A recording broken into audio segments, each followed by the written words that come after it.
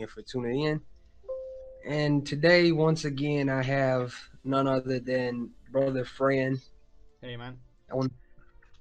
And today, first want to make a disclaimer that on my channel, and I'm sure as most of you are aware on Fran's channel, we are not haters of the MCU. We are fans, passionate fans of both the DCEU and the MCU. Would that be a correct statement, Mr. Fran? Yeah, that's right. It doesn't matter if we prefer DC over Marvel. We don't need to get shit on Marvel to feel superior or something like that. I think Right. we both enjoy what Marvel and DC offers us, but I think that we both prefer DC over Marvel, which is pretty cool. I mean, if you prefer Marvel over DC, it's also okay. There's no problem. Exactly. And today, ladies and gentlemen, we're going to be discussing none other than the series that is currently ongoing on Netflix, which is Daredevil. And Fran and I have both composed some questions, and since I did most of the talking last time, I'm going to let him go first. Okay.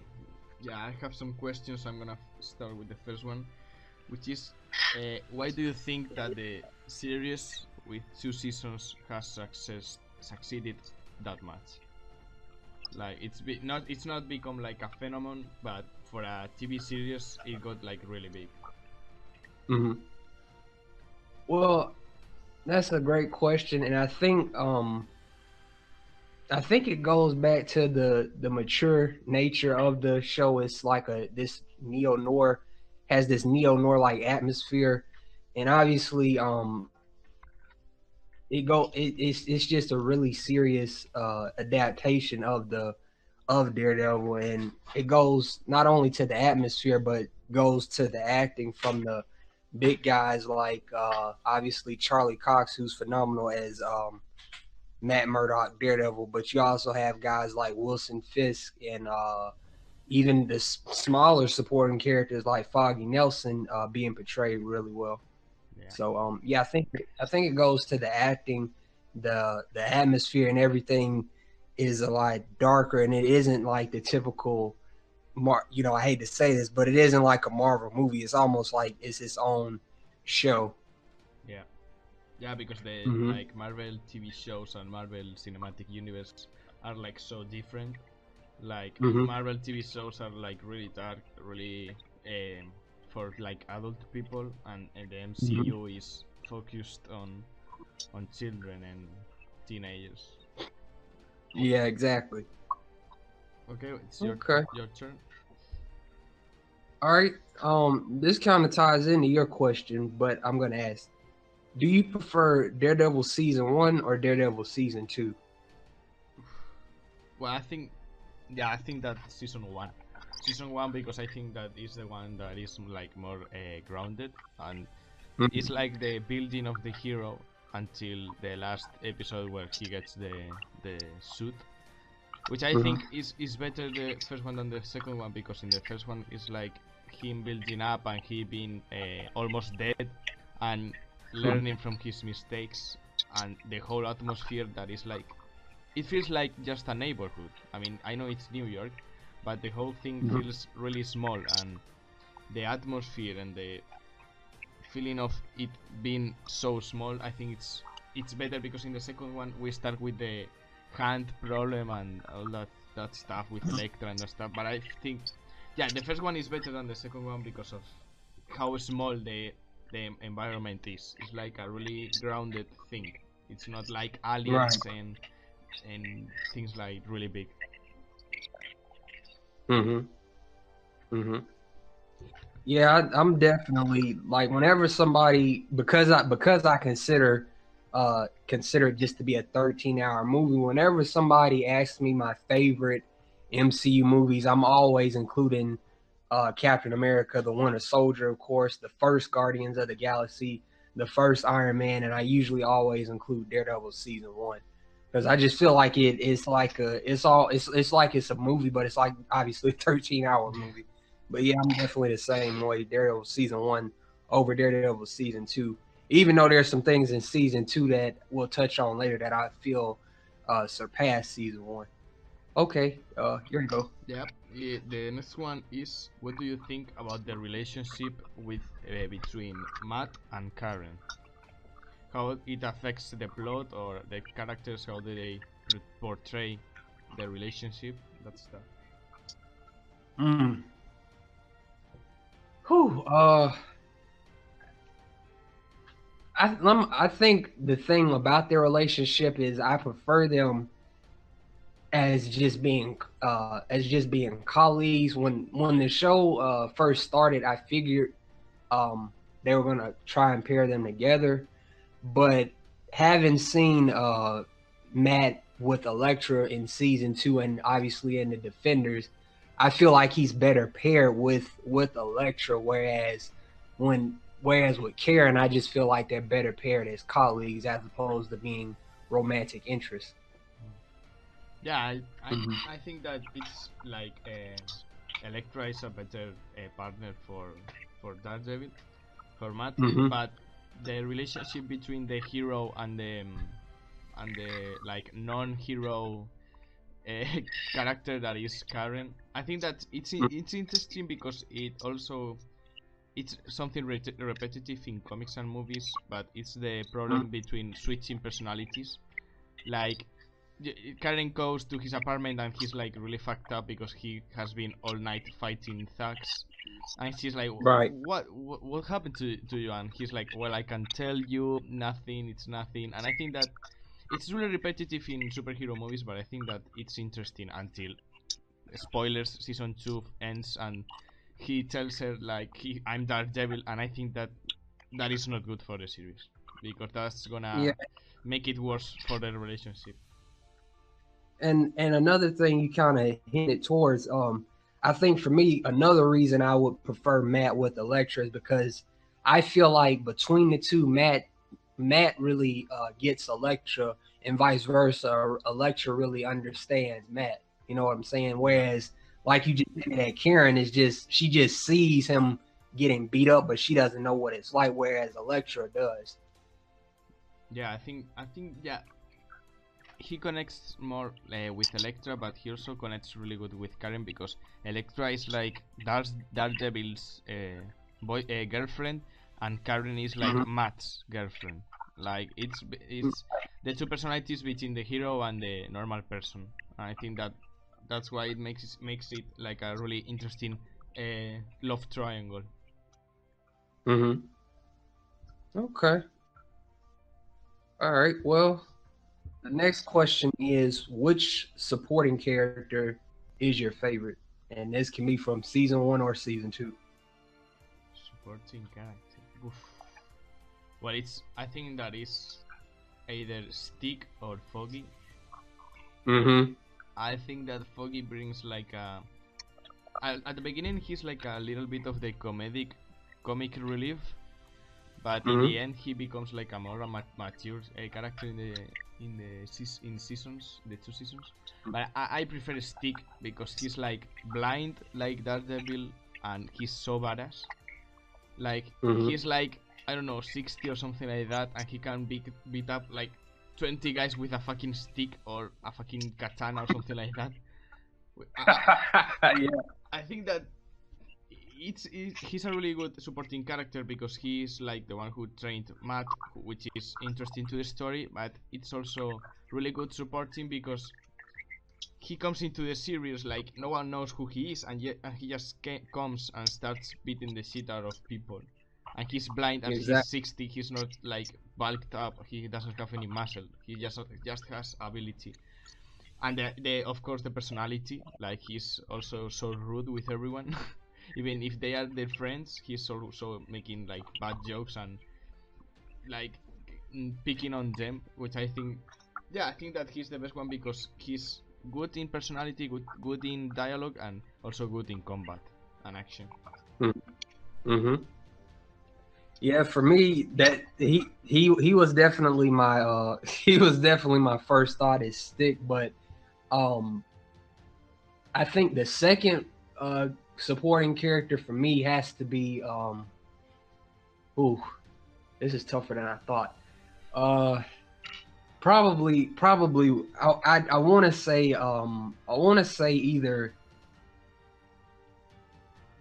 I probably definitely would say Wilson Fisk, and I know a lot of people are saying, "Oh, he's a villain," but I definitely feel that one of the many things that Netflix has done pretty consistently well, I'd say, up until the latter half of Luke Cage season 2 and the latter half of the Defenders, is something they've done well is their handling of the villains, and it starts with Wilson Fisk. And I feel like the main thing that I appreciated is that they showed bits and pieces of his backstory, so you could know how how he came to have this sort of mentality and become the man that he is. Yeah, Mm-hmm. I think that's good because I think that what makes a superhero like the best superhero ever is how difficult the villain is to defeat. I mean, it's like the relationship with Batman and the Joker. The better the villain, the better the hero. So I think that they handle it really well, showing pieces of his childhood and that stuff to see how he got traumatized. I think that, yeah, I mean, Sticky is still my favorite, but the guy who played the Kingpin was fantastic. Like the brutality and also the class he had. He was like a classy man, like good behavior and that stuff. But when he had to get angry and brutal, he got it, and it was amazing. Mm-hmm. Okay. Yeah, and also the supporting the news reporter from the first season, and I can't think of his name for the life of me. I don't know why. The one that Kingpin actually ended up going to his house and killing. What was the guy? Ben Urich. Yeah, exactly. Him. I feel he was also an unsung hero before, and I definitely I hate that I hate that he got killed off, because I feel like he could have been a part of season 2 going forward. But yeah, man. Your turn now. Okay. The next one is how do you feel the series compared to the comics? If it gives you like the feeling of Daredevil in the comics, or it feels like really separate from it. I think it's a little bit of both, because a lot of what season 2 and the Defenders is hinting at is what's going to be. A lot of people are speculating that season 3 is going to be close to the Born Again storyline, which was made by Frank Miller. And as far as the show overall, as it a pretty darn good job of staying close to the comics, but obviously there are some changes for the sake of entertainment, because not everybody, is a comic book reader. Yeah. Mm-hmm.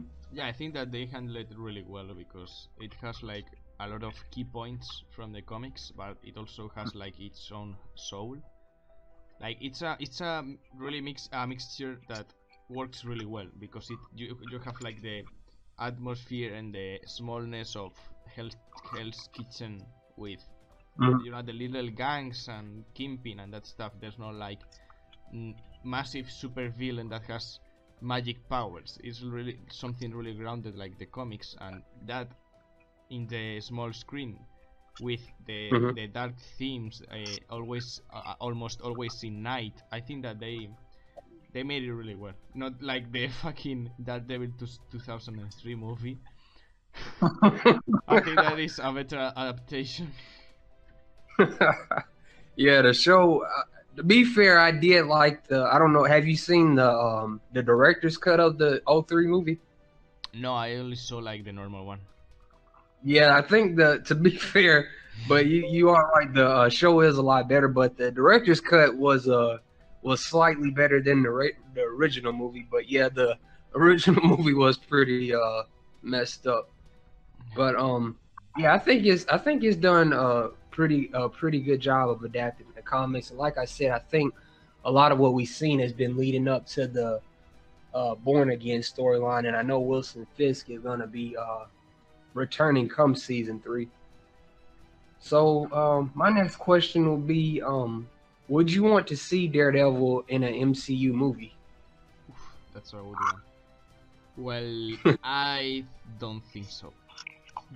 Really? Because no, because I mean, I think a lot of people are gonna be like, oh well, how can you say that? It's gonna be epic with all the defenders and whatever. No, I Yeah. mean, I don't want a fucking serious character, really well built up with a serious problems like going there and start saying like, hey, let's get Sharawana or something like that. They're gonna fucking like destroy the character. I think that for most people will be like, wow, it's gonna be epic because it's Daredevil and he's gonna smash some people, but Mm-hmm. I don't see Daredevil facing Thanos. I don't see Mm-hmm. Daredevil saying fucking fancy jokes for 12 years olds. I think I think I think he's better in his own like little cage where he's good and no Mm-hmm. don't I don't think it's a good idea to let him go to the big screen to get the character fucked up and all the building that you've done over 2 seasons or 3 get fucked. I mean I prefer something like the four fantastic or Fantastic Four or something like that, but Mm-hmm. no that Daredevil. Yeah. You brought up a good point because you're like the first person that I've actually heard say they don't want to see him in an MCU movie. And you brought up a good point with Fantastic Four too, because we're all aware of the Disney buying Fox deal, and that means X-Men and Fantastic Four are probably headed to the MCU, and that's another topic for another video.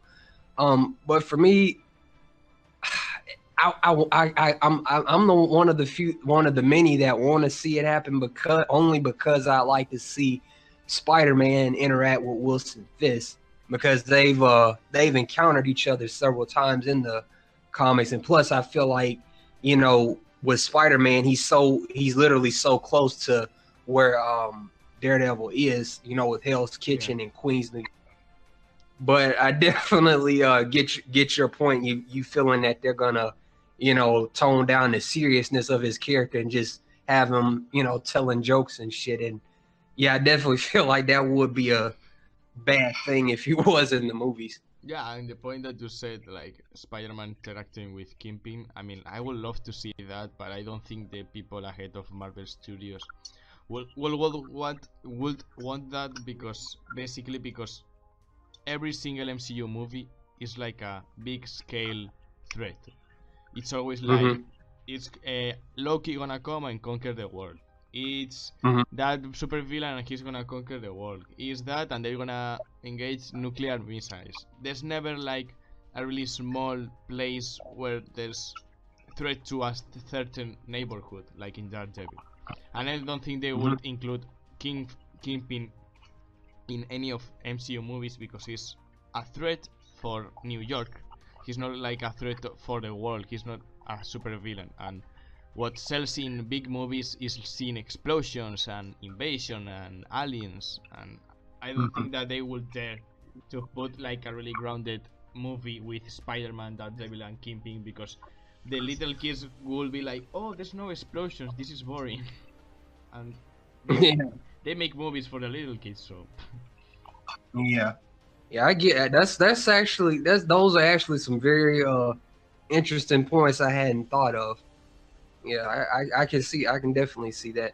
All right, your question yeah. next. Well, Mm-hmm. this is a good one. Is what do you think about the insection the no the entrance of the Punisher in the series? That man, that was literally my next for you, man. Uh, man, anytime somebody brings up Daredevil season two, and I'm promise you, I'm gonna try not to be long with my answer. But anytime somebody brings up Daredevil season two, my mind always goes to the number one, the courtroom scene with Punisher and Matt in the courtroom, and number two, they easily could be tied. The courtroom scene and obviously the graveyard scene. What can you not say about John Bernthal as Punisher? He was fantastic. He was absolutely fantastic, and I feel like that actually them adding Punisher to the show, I feel like Punisher added more to season 2 ultimately than Elektra did. I feel like Elektra kind of came and she was there, but I feel ultimately Punisher, fucked with Daredevil's morale a bit and Daredevil's ideology of, how he handles things as Daredevil, whereas Elektra was kind of just there, with the hand and everything. I promise you I wasn't, I told you I wasn't going to be long, but yeah. It doesn't matter. I mean, yeah, I think that what surprised me the most was like how smooth they got the Punisher into the series. Like, not in any moment it felt forced to have that character. I think that like they did that with Spider-Man in the MCU. Like they introduced him like in a really smooth way, which was good to the movies, and I think that's what happened here. It's like a really like he's like the hero, like Daredevil, but the ways he uses to accomplish what he wants is what tears them apart. And I think that the scenes you said, and the most important one in the graveyard, like they are confronting ideologies on how to fight crime. I think that's really, really good. I mean, the dialogue, the interpretation of both of them, it brings so much importance and greatness to season 2 that I think without the Punisher season 2 will be like far less inferior than the first one. Yeah, I definitely agree. And again, shout out to John Berth. I definitely for that graveyard scene, I know this a lot of people are gonna be in my comment section saying this is a reach, but fuck it, I'm gonna say it anyway. I feel like he easily could have gotten an Emmy nomination either for the courtroom scene or for the graveyard scene, because most everybody I know said they cried including myself, cried at the graveyard scene, when he was reminiscing about his daughter. It brought about a lot of emotion and everything. Yeah, yeah. Go ahead. Oh, yeah.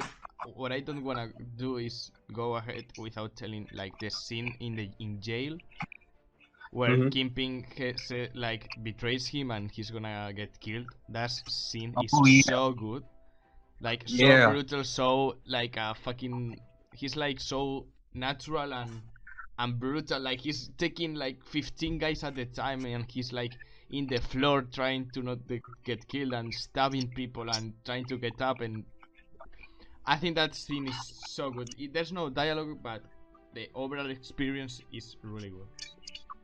Yeah, and it feels like you feel like you're watching a man that's called the Punisher. That's the important thing. Well, man, since we got that, I guess I'll skip to the next question, and this is kind of in relation to what I just said. Do you feel that bringing in Elektra benefited or hurt the show? I think it was good to later introduce the hand and that plot. I think that was really good, but I think it's really good because of the conflict that implies in Matt. Like, I'm gonna choose between Karen or Elektra, and now I'm with Elektra and I'm feeling like a bit more brutal, a little bit like crossing the line, and now I'm with Karen, but I love Elektra because I know her from the past, but later I know that she's with the hand, and then I know she kills, but I don't wanna kill. Yeah, I think in overall it's good to the series because it introduced the plot of the hand really smoothly, and it also became like a conflict for Matt between choosing to be with one girl or another girl. Yeah, I guess for me, I think it did benefit the show, especially with the with season 2's finale, and even in the Defenders in the end. I feel that like I said earlier, I feel that Elektra understands Matt and I guess I could add to that by saying she understands Matt on a level that he doesn't even understand. Like she understands him in a way he doesn't understand himself, if that makes any sense. Yeah, yeah. And I guess for me, what kind of took away from me from season 2 was the hand, but at the same time, I didn't know that they were going to play as big of a role in season 2 as they did. I felt that I thought initially that season 2 was just going to be about Daredevil versus the Punisher. You know what I mean? Yeah, yeah. But I think she served her purpose on the show. Yeah, in general, I think that it was a correct thing to introduce her, because if they previously thought about the plot of the hand and that stuff, you have to introduce Elektra, because if not, it feels really forced. Yeah, for sure. Okay, next question. Oh, the next question is, well, we've already talked about him, but what do you think about Kingpin, the overall character and his development in the series? Dude, I do you read minds? Cause that, yeah, this is literally my next question. But what you said? What do I think about Kingpin, his development? Yep. Again, I think when I think of the MCU villains, I always think of Kingpin because I feel like they did a great number one. Like I said earlier, they did a great job giving him a backstory. In season 1, I feel arguably it was season 2. It was John Bernthal that stole the show as the Punisher. Season 1, you could argue that Vincent D'Onofrio, or however you say his name, stole the show as Wilson Fisk because, like you said, he played the character with class, but behind the scenes, he's this big menacing guy who would literally kill you without hesitation. You know what I mean? Yeah. So I think the show has done a really good job developing him. We didn't see a whole lot of them in season 2, but I think we're going to see a lot more of them in season 3. Yeah, I think that he was like, that's what I said earlier, that he seems like a calm guy that is like cool with everything. I mean, we know that he's in some gang or something like that, but you don't even know what he's capable of. Like when he goes to who's his name, Ben Urich, when he gets him and he kills him with his bare hands, that's like wow. Like when you start seeing him, he's like so kind, so classy, like a rich type of guy, and now when he gets to it, like he's really brutal. And also the scene with Matt in jail, it's like when he says something like, "Yeah, I'm Kingpin, motherfucker," or something like that. Like he's like putting respect on Matt, and Matt is he can't do anything. I mean, he's really good martial arts and that stuff, but when he gets to hand with him, he's like a 12-year-old.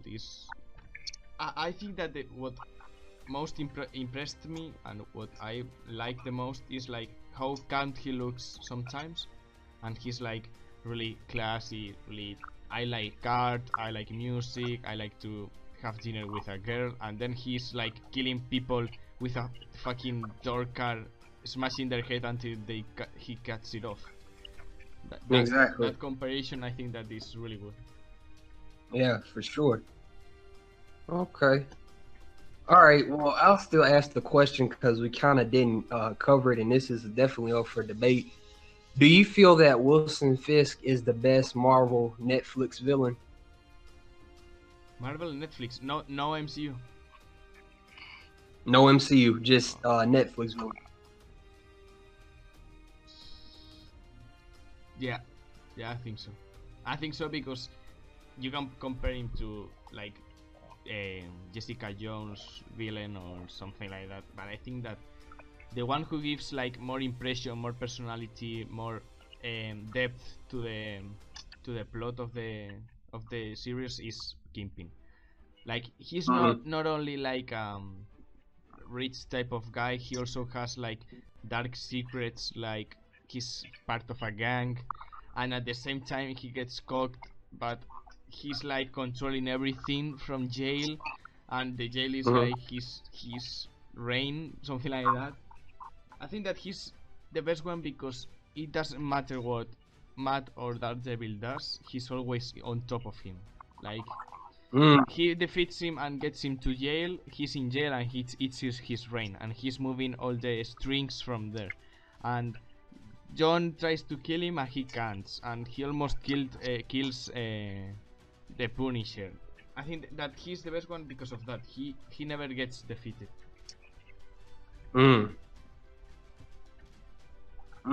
That's deep, man. That's deep. But for me, I'm gonna play devil's advocate, and I'm gonna say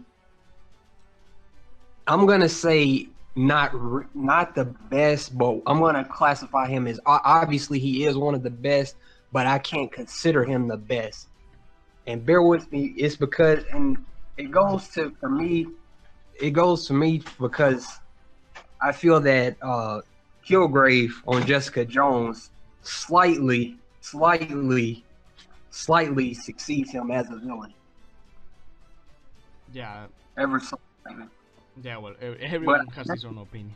It's okay. Right. And for me, I think it's not a knock at Wilson Fisk, but I just feel that overall as a villain, Kilgrave is a slightly better. Okay. But we'll move on from that one. Okay, next one is... Oh, what do you think about I mean, this is like a small question, but what do you think about the supporting actor Claire, the nurse? Oh, Claire? Yeah. I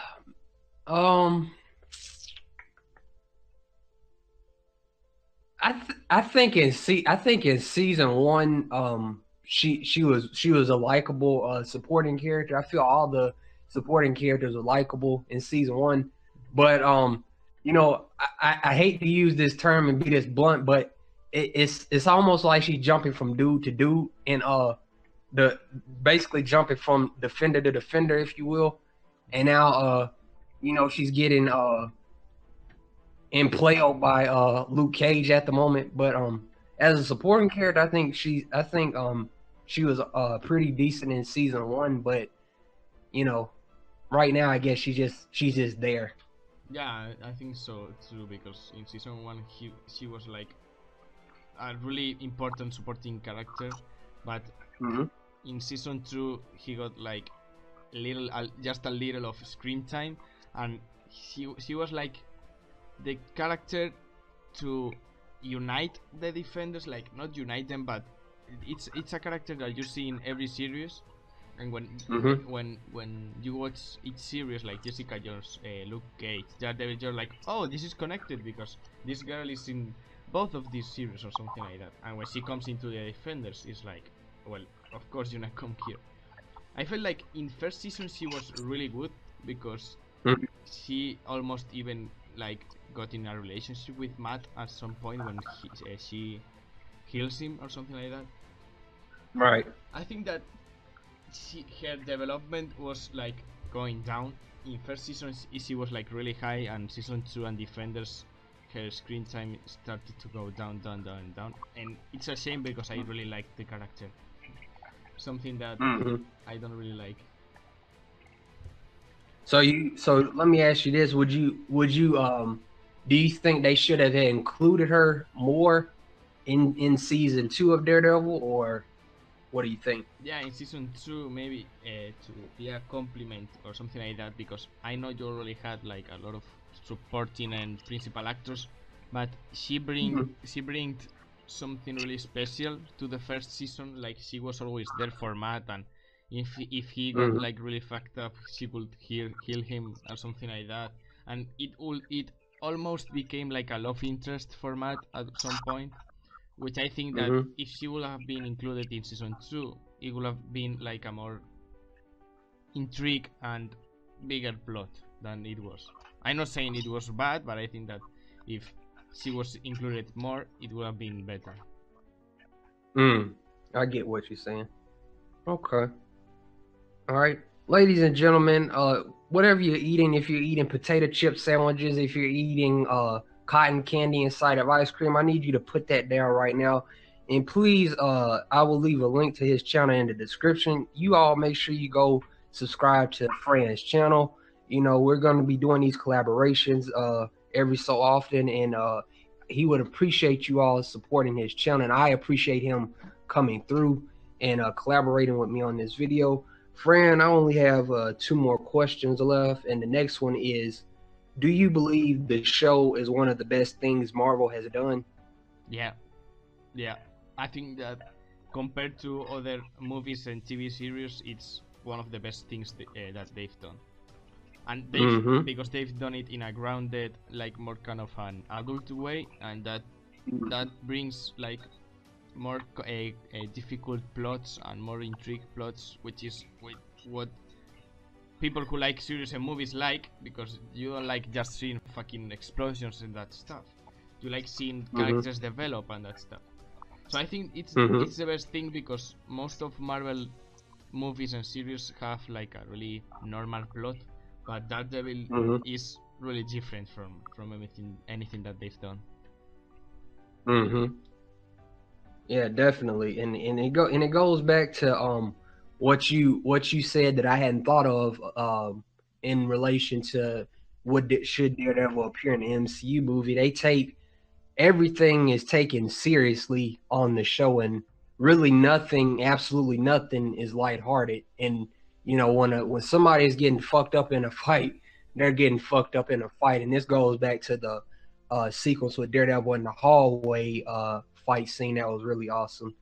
And absolutely, I definitely think it's one of the best things, not just Marvel, the executive producers or whoever. I feel like overall it's one of the best things Marvel has done, just in general. Yeah, cool. What's your All next right, question? The final one is, what do you hope to see in Daredevil season 3? Good question. Well, I would prefer like to have more like a season 1 feeling, like maybe not like the development of the hero, because he's already Daredevil and there's nothing more that you can do to that. But what I would like to see is like more Wilson Fisk versus him, like more neighborhood kind of thing, like really street, really like not bigger plots like the Hand, and that it's a bigger organization all around the world. I want to see something that only affects Hell's Kitchen, what Daredevil mostly cares about, and see him fight Kingpin and how he can get it back to prison, how can he physically defeat him. I want to see that plot develop, and let the Hand take be put on aside, and let the Kingpin and Daredevil chemistry of the characters develop.